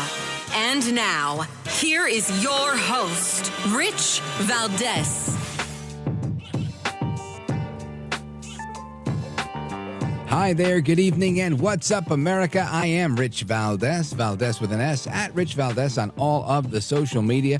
Welcome to hour number 3 of the program. If you want to join us, give us a call. The phone number is 833-482-5337, 833-4-Valdez. And a quick update again. Kamala Harris, Vice President Kamala Harris, is the least favorite vice president ever. And along with that low popularity, she's now taken it to another level and saying, you know what? I'm ready. She is ready to serve as commander-in-chief should she need to. Now, we don't know if this is actually going to happen, but hey, honestly, I think it's the best-case scenario. I honestly do. I don't see Biden doing better. I mean, maybe there's some polling going on by Democrats that say, sure, Kamala does better than Joe. All right. Let them think that. I can't see it happening. I don't think there's anybody who takes Kamala Harris seriously. I really don't. If there is, please give me a call. I'm sure there's a few Trump haters out there that are like, oh, I'll take her in a heartbeat. I'm sure you would. The question is, would your neighbors? Would anybody else? I don't know, because she's never shown this country what she can do economically. And I think that's important. Anyway, that's one of the stories that's on there, and I want to get your thoughts on. We also have the school shooter who referred to herself as a man. On occasion, was shot and killed at Joel Osteen's Lakewood Church in Houston, Texas. And we're going to learn more about that as that continues to unfold. I mean, it's one of those things where I become so jaded and reluctant to even talk about some of these mass shootings or attempted mass shootings, because there's just always so many moving parts, and it's just so sad, right? It really, really is. Who wants to talk about that? Secretary of Defense Lloyd Austin has now transferred his functions and duties to his Deputy Secretary of Defense because he's not feeling great. So we wish Secretary a speedy recovery. And Trump is attending a Florida hearing regarding the special counsel classified documents case that Biden was also investigated and not charged in because they said, poor guy forgot. Although well-intentioned, he forgot. And that's fascinating to me. I didn't expect a different outcome, but I still find it interesting that that's even happening, the way that it's happening. So let's continue our conversation on this stuff. There's also a story, listen to this, that is very interesting. A pastor at a Methodist church is accused of selling meth out of the rectory. So think about that. He's, church property, selling meth. This guy's a man of the cloth. Listen to this. But Reverend Herbert Miller, the pastor at the Woodbury United Methodist Church, is charged with possession of crystal meth, along with intent to sell. I'm very sad. I mean, this is somebody you're supposed to be able to trust and lean on, and they're supposed to bolster up the community. Woodbury police officers recently got a tip that Miller was allegedly dealing drugs from his house right next to the church. We're told neighbors noticed lots of traffic at the home at different hours, and someone discovered a meth pipe on the road near the church. Police allege the 63-year-old Miller was providing the crystal meth in exchange for watching gay couples have sex. Police say the pastor, who arrived at the Woodbury church back in July, had crystal meth in both rock form and liquefied into a hypodermic needle in his possession. Miller is out on a $10,000 bond. He is due at Waterbury Superior Court later this month. Reporting in Woodbury, Matt McFarland, Channel 3 Eyewitness News. The things that happen in Connecticut, right? A Methodist pastor in Connecticut being accused of dealing crystal meth out of his church. Herbert Miller. And again, that he's a reverend at the Woodbury United Methodist Church, arrested over the weekend on this stuff. And just horrible, right? Really, in my opinion, just horrible. Let's see here. He was pulled over by state troopers in Woodbury, Connecticut, and found to be in possession of crystal meth in both rock and liquid form, as you heard in the report, and ready to go, ready for injection.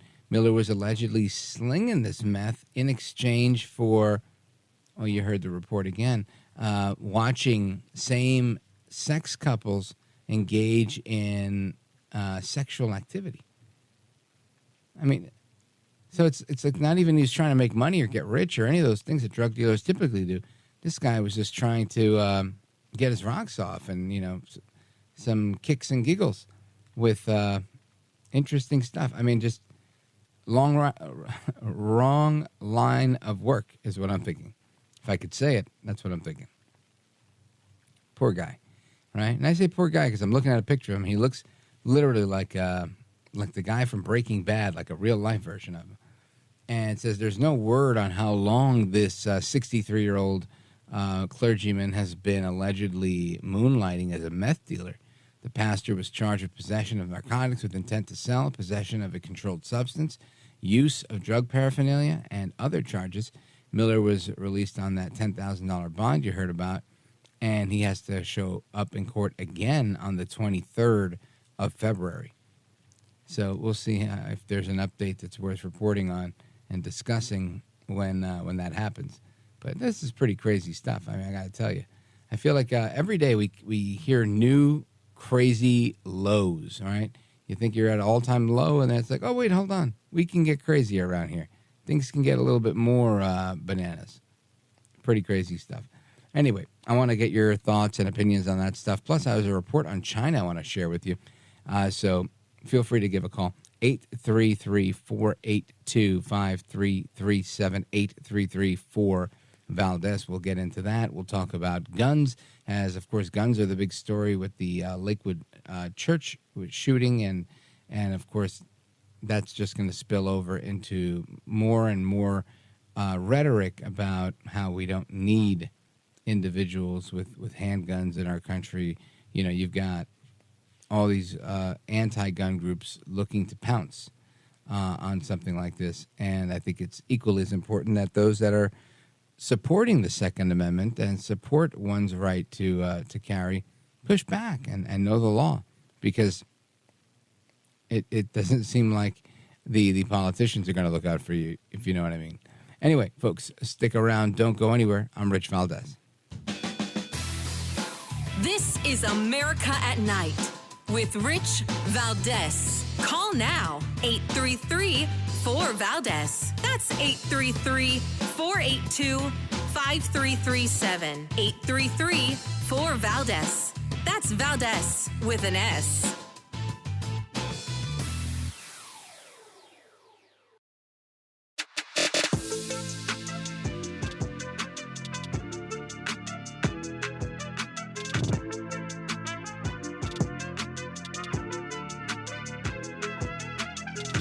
He's brown, he's bald, and he's breaking it down.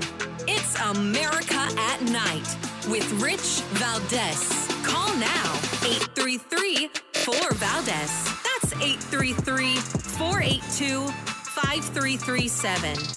833-4-VALDEZ. That's Valdez with an S. Secretary of Defense Lloyd J. Austin III underwent non-surgical procedures under general anesthesia to address his bladder issue. We anticipate a successful recovery and will closely monitor him overnight. A prolonged hospital stay is not anticipated. We anticipate the Secretary will be able to resume his normal duties tomorrow. All right, that's Major General Pat Ryder, Pentagon Press Secretary, saying that from Walter Reed that the Secretary of State is in the hospital, had some surgery, and should be coming back. I think that's a big deal, and it's a departure from tradition where he was out for a number of days and nobody knew anything, right? Including the person that was in charge. So that is interesting to see, an interesting development to see. I want to get your thoughts and more on that. Let's go to our buddy Doc, Wilmington, Delaware. Doc, what say you, my friend? I want to speak about something that I've changed my mind on, which is the subject of firearms. After this latest shooting, I believe we should have a national red flag system to prevent mentally ill people from getting military-style weapons. By that I mean high-capacity handguns like Glocks, high-capacity rifles like AR-15s, AK-47s. Those weapons do have a place in our society: self-defense, target shooting, and believe it or not, hunting. But they could kill under the worst circumstances. So as far as I'm concerned, I've changed my mind, done a 360. We need a national red flag system to prevent nutbags from getting weapons. What say you, Rich? Well, Doc, I love you, but I disagree with you completely. I don't know that one's opinion of someone else's mental health is going to make a difference. For example, the shooting today, or at Joel Osteen's church over the weekend, I don't know if there was anybody that could have called and said anything about this person and said, oh, by the way, I think this person's a nut job, and we should not allow this person to go and shoot their own child inside of this church. It just is one of those things where I think you're going to get more disgruntled ex-spouses, ex-partners calling saying, oh, I broke up with my, girlfriend or boyfriend, and they have guns. I'm fearful out of retribution. I think the minute that you're able to start just, this brown shirt system where you start saying, hey, I don't like what Doc said on the radio, and I think he might have some guns in the house. You better go get them. And when it comes to high capacity, I can say this. Look, in every state has a different minimum or maximum on magazine capacity. For example, in Pennsylvania, you can go up to 30 rounds, right? You can't do that in New Jersey. In New Jersey, I think you're capped out at what is it, 10? I think it's 10, maybe one in the chamber and 10, 11, or something like that. Used to be 15, and with one in the chamber, 16. That's not the case anymore, right? It keeps going down. And I think this is frivolous, in my opinion. I don't need the government to tell me that I can have 5 bullets, but I can't have 15. And the same kind of gun. And now my magazine that used to hold 15 bullets can now only hold 10. And if in a couple of years from now another school shooting happens and me, the private citizen, me, the law-abiding citizen, has to pay the price yet again to say, oh, I'm only allowed to have 5 in my clip and 1 in the chamber, this is punishing the wrong person. You can't preemptively punish someone who is a psychopath, right? People are going to do what they're going to do. And I don't believe it's fair in any instance to have all of humanity pay the price for bad people. That's like saying, you know what? If there's another rape out there, I am going to make sure. I'm calling for the chemical castration, or at least the red flag. If it goes down, then I want you to be considered for chemical castration. And until then, we're going to keep you in a straitjacket. It's extreme. I think it's extreme to suggest that because there is mental illness that exists, there are people that are extreme, there are people that are hurt, and the fact that those people exist has nothing to do with me and my right to do what I want to do, or your right to do what you want to do.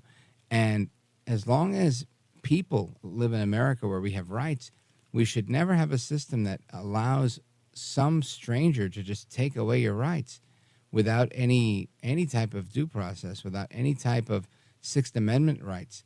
I think those are important, and we need to hold on to those.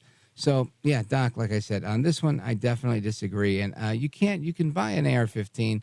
You can't buy an AK-47. You just can't. Those go through a different system. So, you got to be like a federal firearms ID dealer in order to get something like that. It's not even something you could just go and purchase.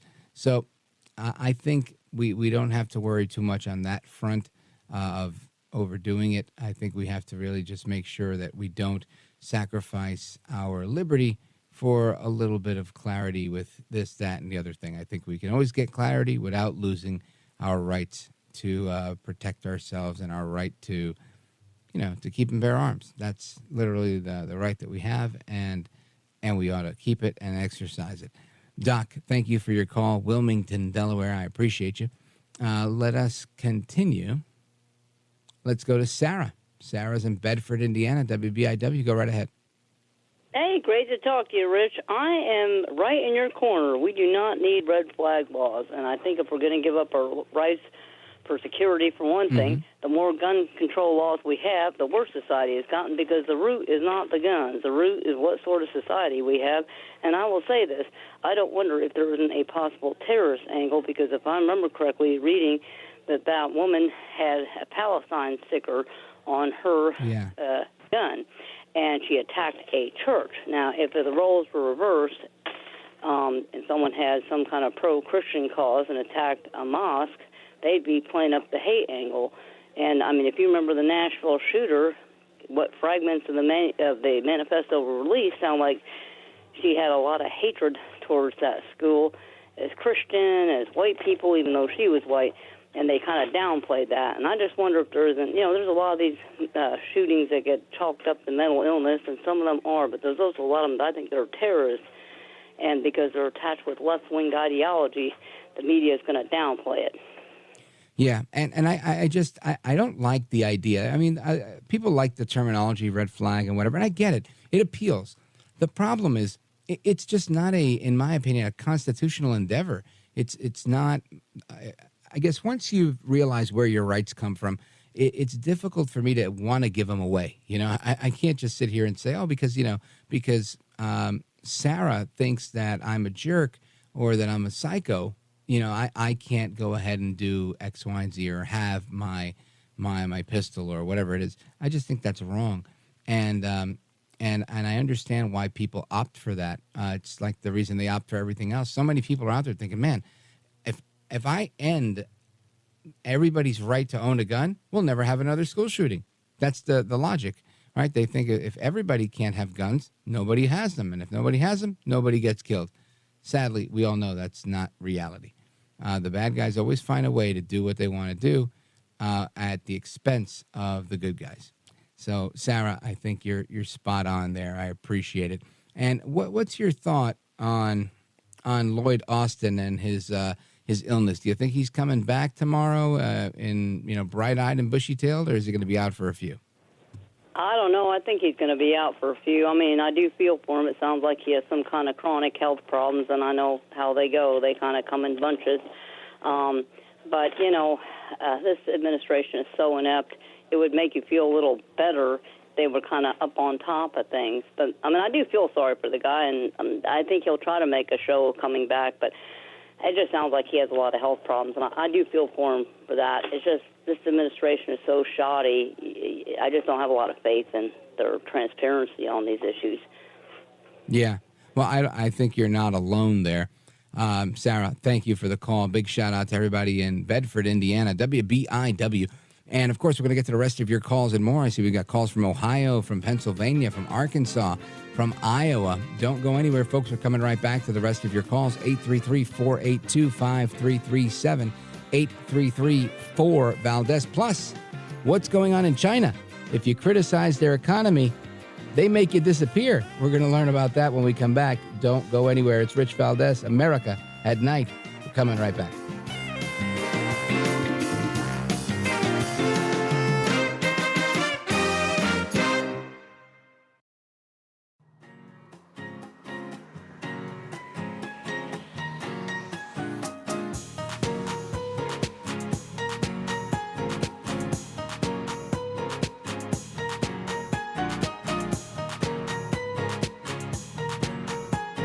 This is America. This is Night. This is Rich Valdez. Call now, 833-4-VALDEZ. That's 833-482-5337. 833-4-VALDEZ. That's Valdez with an S. All right, America, welcome back. We continue our discussion with all of you across the country. 833-482-5337, 833-4-VALDEZ. And we're talking about red flag laws, the Crumbly case, parents, are they responsible or not, as well as other gun issues related to what we've seen in the news this weekend.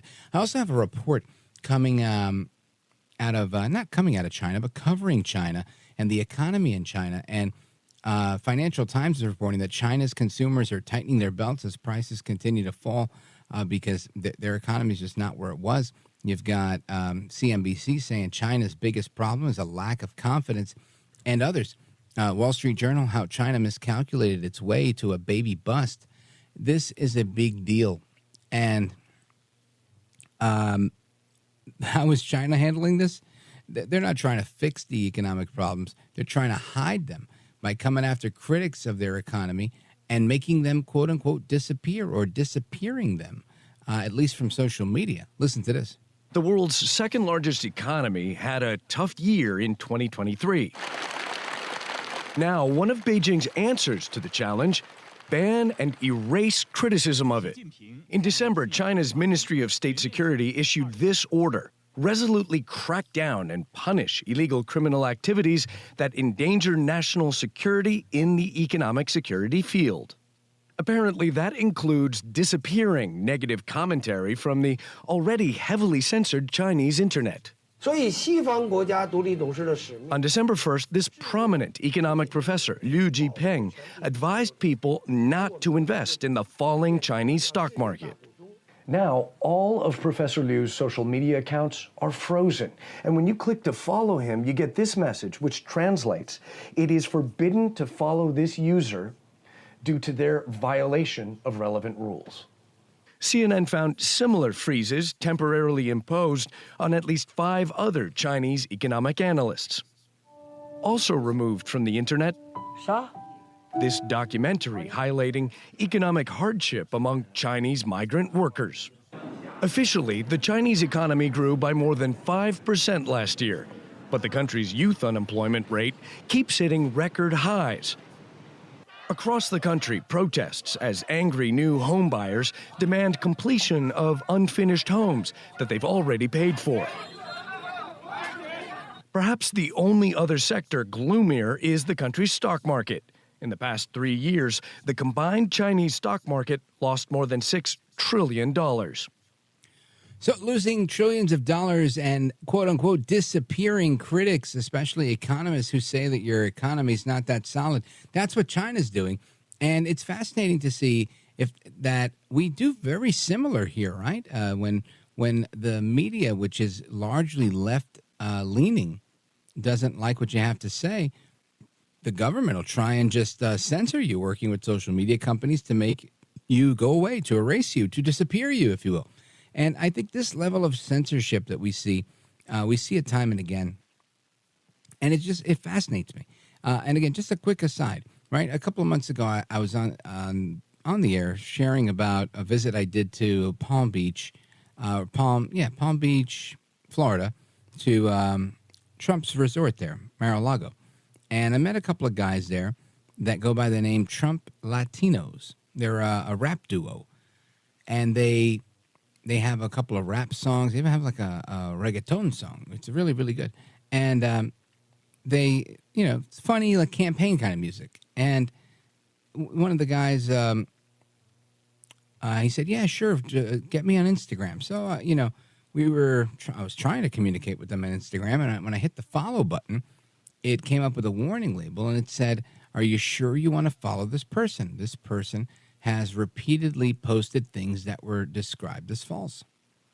And I thought, what does it matter to you, Instagram, if I want to follow this person, right? I mean, what if this were an account on something else that, I don't know.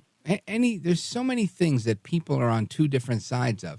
Who is Instagram to decide that this person's sharing, things that are not true? I mean, it's just the level of censorship is astounding. You find me the Rachel Maddow or Michael Moore or any type of artist or personality that's, left of center that is being somehow censored. I just don't see it happening. I don't see it happening. Anyway. That's the Chinese way, and we're seeing that happen. I also want to get your thoughts, again, on everything we were talking about related to guns and that case where the mom was charged with involuntary manslaughter after her son was convicted of murdering, 4 individuals after, brainwashing and all of the crazy that they went through. So let's hit the phones. 833-482-5337, 833-4-Valdez. I want to go to Joe, Salem, Arkansas, KSAR. Joe, go right ahead. You're on with Rich Valdez. Thank you, Rich. The scripture says, let not your heart be troubled, and I generally don't. But I am very troubled over this mother being convicted of manslaughter. I hope the sentencing day nets her some probation at least. In the story, I have not heard anything about the father. Where is the father? Yeah. I've never seen a woman make a man. It could happen. Make a man out of a boy. And I'm speculating here, and I base my opinions on facts generally. But there's some speculation here from what I've seen in the past that the judge thinking in the best interest of the child to give sole custody to the mother. And she may have been permissive and ignorant, but that's still, she's got a life sentence of the legacy of that family, and especially that son. He'll probably, if he's a juvenile, he'll be out before she is if she gets jail time. And another thing, if that judge, if their divorce judge, I'm speculating here that they were divorced. He could have passed away. Who knows?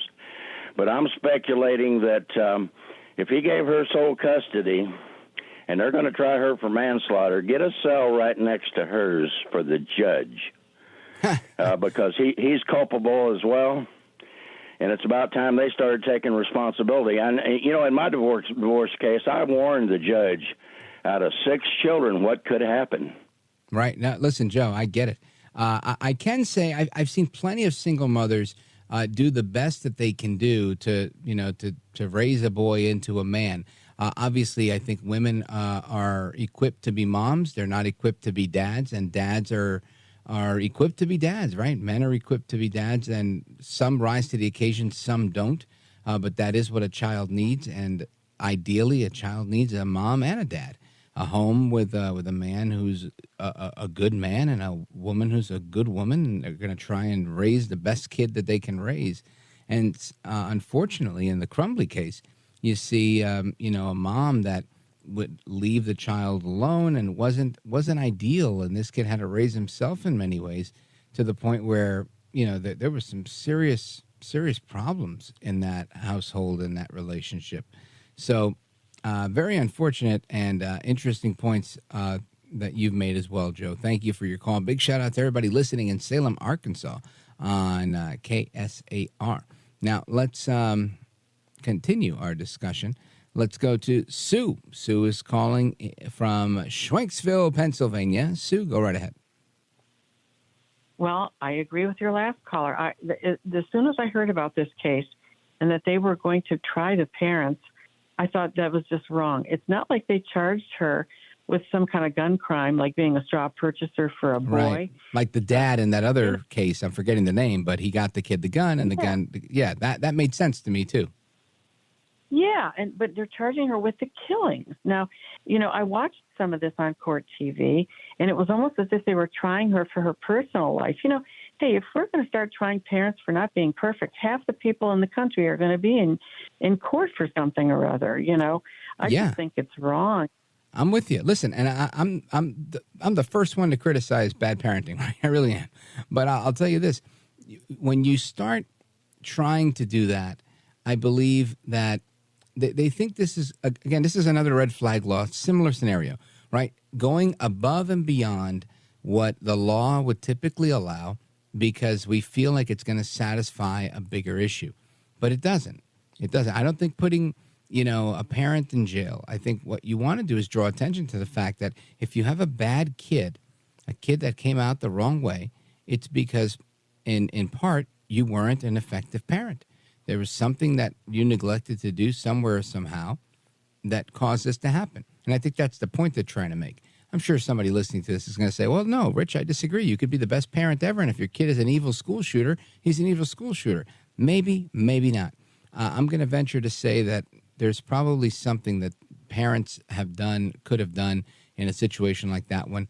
where, these things where the kid needed more support, needed a hug, who knows what kids need, right? But definitely didn't need to be so angry with the situation that he decides to go and kill others and then himself. And he didn't kill himself, but that's typically the case, right, with a lot of these school shootings, or they end up getting killed by the cops. So I think it's a very, very, very tough case. I agree. Now, Sue, what do you think about these economists that are disappearing in China?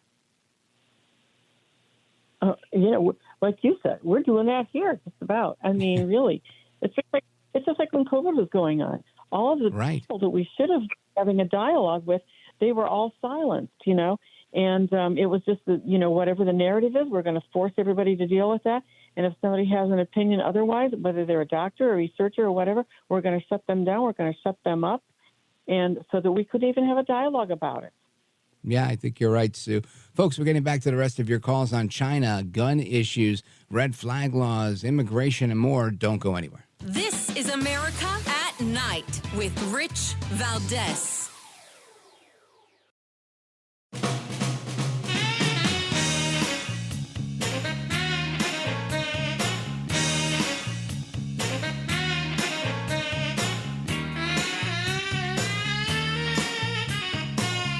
America at Night with Rich Valdez.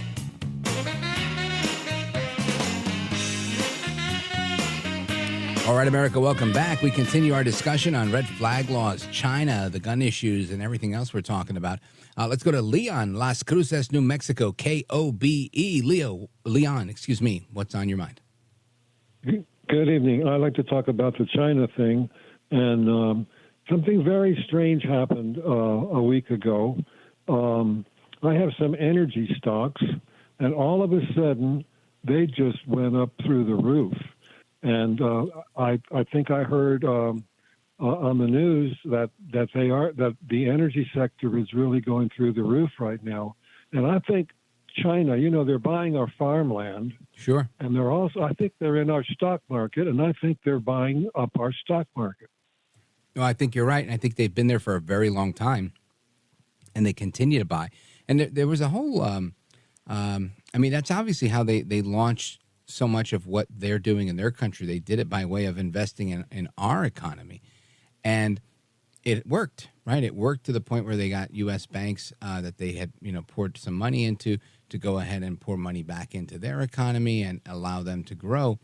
And here we are. But I don't know where we go from here. Does their economy ultimately crumble? I don't know. It's a very large economy, and we are, as they like to say in the world of economics, are coupled with them in so many ways. And the threat of decoupling is, some say, is what's driving what's going on. I don't know. I don't know if I could answer that. That's more of a question for one of our economic guests. But I think you're spot on in your observation that they're involved in the energy sector. They're involved in both our stock market and other places. They, as far as I understand, they control the ports in many big cities around the world, not the least of which is the Canal Zone in Panama. There's just a lot, and they've got their hands in everything. And as long as they do, they're going to continue to try and wield power over everything. So we'll see how it plays out. Leon, thank you for the call. Big shout out to everybody in Las Cruces, New Mexico, KOBE. Let's go to Paul, Zanesville, Ohio, WHIZ. Paul, go right ahead, sir. Hey, good evening, Rich. Hey. Yeah, I think Gordon Chang told us that the China's economy was in the in the dirt. Oh yeah. That it wasn't, it was really bad, because I've heard him on your program too, so I really liked him. But I had a couple different comments real quick. Now on the lady with what happened to her getting put in prison or whatever, I don't care if you're a bad parent or a good parent, you can always get a bad seed. Now, does bad parenting, what do I want to say, contribute to that? Yeah, I'm sure it does. But now I have one more thing to say, and this is for Doc. Sure. Now, Rich, I'd called you a while back, and I was on the side of red flag laws. But after you had Ted Nugent, and after you explained it to me on your show last week, I'm thinking to myself, no, No. We have to be armed. We have to understand our Second Amendment because there are so many illegals coming in this country right now. I think I want to be armed. Your comment. Forget the illegals, right? There's a whole government, right? And that's really the purpose of our Second Amendment. It's at a well-regulated militia. The purpose wasn't hunting and it wasn't self-protection as much as it was to prevent tyranny, the tyranny of the majority in our government. That was what the founders outlined, and I think, to me, that's always number one. Now, I realize that that's a theory that in practice today is difficult. If our government really wanted to come after us, we're just like the guys with the muskets back in the day, right? A 6-shooter, a 15-shooter, a 9-bullet, a 30-06, whatever it is, right? We don't match the firepower of the federal government. Paul, hang on. We're going to come back on a wrap with you, and I'm going to get to another caller we've got in Iowa, and we're going to call it a night. Don't go anywhere. This is America at Night with Rich Valdez.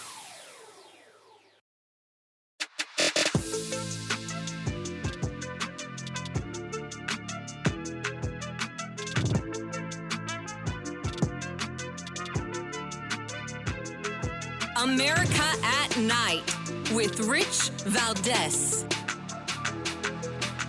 All right, America, welcome back. We continue with our buddy Paul, Zanesville, Ohio. So, Paul, yeah, like I was saying, I think ultimately everybody should make a choice for themselves. If you don't want to be armed, then that's fine. That's on you. It's a right of yours, and you exercise it if you want to exercise it. But I tend to believe that most rights are kind of use it or lose it. If you don't, you don't, right? You don't use it, then you probably will lose it. Anyway, Paul, thank you for your call, brother. I appreciate you, man. Big shout out to everybody, WHIZ. Let's go to Nancy, Tumwa, Iowa, KBIZ. Nancy, go right ahead. You're on with Rich Valdez. Yes, I wanted to make a comment about the gun issue. Yeah. We live in a town of 25,000 people, and I've had 3 different individuals point a gun at me. Literally, one at my back, one at my head, one was unbelievable. shot through my window. It almost sounds like you're in Oakland, California. I would recommend that you only get 1 gun. You should get 2. One for your hip, 1 for your ankle, maybe 1 for your pocketbook. You should, I don't know what kind of neighborhood you're living in. You should talk to the police in your area. But this is exactly why people need to be armed, whether it's the tyranny of the majority in our federal government or, just a bad neighborhood that you're in. Nancy, you definitely got to take care of yourself. Godspeed to you. I hope everything works out for you and that you are well and you are safe and that you're well protected, because I would hate to think that that's the case when me or my children or anybody else I know is leaving their home, that they're going through something like that. Anyway, I was just talking about the effects of sleep deprivation. And I felt like I didn't sleep enough. And I fell a little off my game today, so I'm going to rest up, and we're coming back tomorrow. We're bringing the A game. Make sure you tune in. Great show for you tomorrow.